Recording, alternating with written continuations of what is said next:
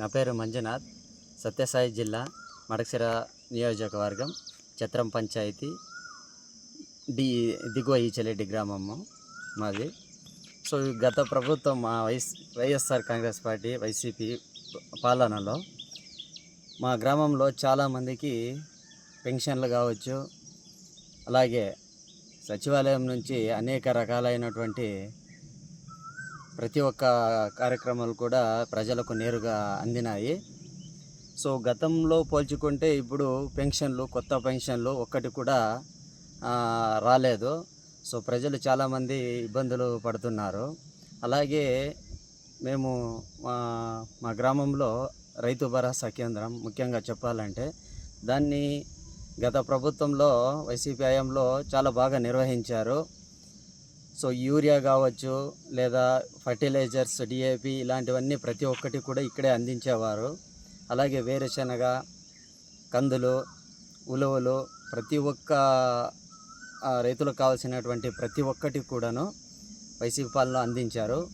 ఇప్పుడు కూటమి ప్రభుత్వం ఏర్పడిన తర్వాత మొట్టమొదటిసారిగా ఉలువలు వచ్చిన తర్వాత టీడీపీ నాయకులే దోచుకొని దాన్ని మేము ఎండగట్టాము. మళ్ళీ 50 ప్యాకెట్లు మళ్ళా తెప్పించి మన గ్రామ ప్రజలందరికీ కూడా చేరవేసేలా మేము పోరాటం చేశాము. అందుకు గాను వాళ్ళు ఇక్కడ కూటమి ప్రభుత్వం వాళ్ళు ఆర్బీకేని ఇక్కడ మా పంచాయతీలో లేకున్నట్లు చేశారు. ఇది చాలా దౌర్భాగ్యం.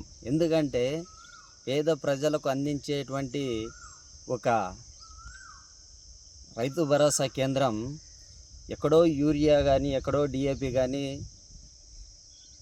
ఒంటరి మహిళలు కావచ్చు, లేదా వృద్ధులు కావచ్చు పట్టణాలకు వెళ్ళి తీసుకొని వచ్చే అంత స్తోమత లేని వాళ్ళు చాలామంది ఉన్నారు. అటువంటి వాళ్లకు చాలా ఉపయోగపడే ఈ ఆర్బీకే మా పంచాయతీలో లేకుండా చేసినందుకు చాలా సిగ్గుచేటుగా ఉంది. ఈ కూటమి ప్రభుత్వం వాళ్ళు చేసిన తీరును చూస్తుంటే ఎలాగైనా మా ప్రభుత్వం వచ్చాక తిరిగి మా పంచాయతీకి ఆర్బీకే తెస్తాము అని ఈ సందర్భంగా నేను తెలియజేసుకుంటున్నాను.